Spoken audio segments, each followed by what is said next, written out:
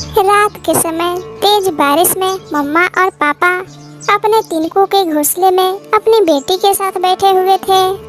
गुड़िया के पापा, आखिर कब तक ये छाता हमें बारिश के पानी से बचाएगा? अगर दूसरे पक्षियों के जैसा हमारा भी पक्का लकड़ियों का घर होता तो हमें इस बारिश की चिंता नहीं होती। आप चिंता ना करो, अगर हालात ठीक नहीं हुए तो पिछले मोहल्ले में मेरा एक दोस्त रहता है। हम गुड़िया को लेकर वे दोस्त के घर चले जाएंगे। वो मेरा बचपन का दोस्त है। आज कौन किसी का मदद करता है? जब आसमान से बिजली की गरज आती तो मम्मा चिड़िया एकदम से चौंक जाती। मैंने आपसे कहा था कि यह हमारा घोंसला ज्यादा दिनों तक टिकने वाला नहीं है। कुछ करो, कुछ करो। क्या करूँ मैं, तुम ही बताओ। ये वक्त आपस में लड़ने का नहीं है। तुम्हारा बचपन का दोस्त, उसका घर कहाँ है? हम वहाँ चले जाते हैं। मैं भी यही सोच रहा था। फिर मम्मा और पापा चिड़िया अपनी बेटी को लेकर वहाँ से उड़ते और पिछले मोहल्ले में आ जाते हैं। मम्मा और पापा चिड़िया एक घर के पास दस्तक देते हैं। आप घर में ही हैं, अच्छा हुआ। ऐसे मौसम में सब पक्षी अपने अपने घरों में ही होते हैं। सुनो यार, मेरा तिनका का घोंसला है और बारिश का पानी मेरे घोंसलों में टपक रही है। बहुत मुश्किल हो गया था वहाँ पर गुड़िया को रखना। आप बारिश रुकने तक हमें अपने घर में आने दें। देखो, मेरा घर बहुत छोटा है, ये 2 लोगों के लिए ही बना है। मेरा और मेरी पत्नी ज्यादा बोझ बर्दाश्त नहीं कर पाएगा। माफ करना दोस्त, मैं तुम्हारी मदद नहीं कर सकता। इतना कहकर गुड़िया के पापा के दोस्त अंदर जाकर दरवाजा बंद कर लेता है। गुड़िया के पापा अपनी पत्नी की तरफ देख बहुत शर्मिंदा था। इसमें आपका कोई दोष नहीं है, समय आने पर सब ऐसा ही करते हैं।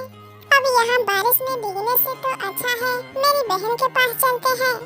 जब लाडो का घर बन रहा था तो मैं वहाँ पर रहकर उसका घर बनवाई हूँ। दोनों पति पत्नी वहाँ से उड़ते हैं और बारिश से लड़ते हुए आगे बढ़ते हैं। रास्ते में बारिश के साथ तेज हवा भी शुरू हो जाती है। रास्ते में उसे एक कवि बुलाती है। आप लोग बारिश में कहाँ जा रहे हो? यहाँ पर आइए। कवि, आपका बहुत बहुत शुक्रिया। वो सामने मेरी बहन का घर है। बारिश रुकने तक हम वहाँ पर रुकेंगे। रानू, रानू चिड़िया नाम है ना तुम्हारा? एक बार मेरा बेटा बारिश में भीगा था तो तुमने मेरी मदद की थी। हाँ, मुझे याद है। वे सब वहाँ से उड़ जाते हैं। मम्मा चिड़िया दरवाजे पर दस्तक देती है। अंदर से रानू की बहन बाहर आती है। रानू चिड़िया अपनी बहन को देखकर खुश होती है और उससे बोलती है, लाडो, घोंसले से पानी टपक रहा है। किसी ने मेरी मदद नहीं की, इसलिए हम तुम्हारे पास आए हैं।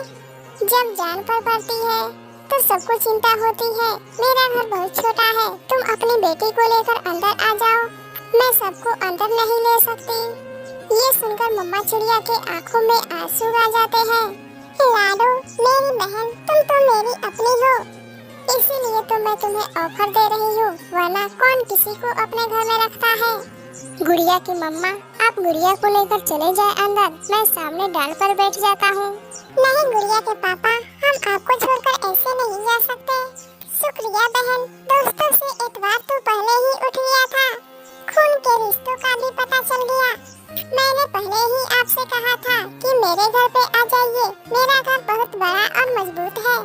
आपका पति कालू, कालू कौवा कहाँ है? पिछली बरसात में चील के घर चोरी करने चला गया बेचारा। चील ने पंख काट दिए और 2 महीना बाद मर गया मेरा कालू।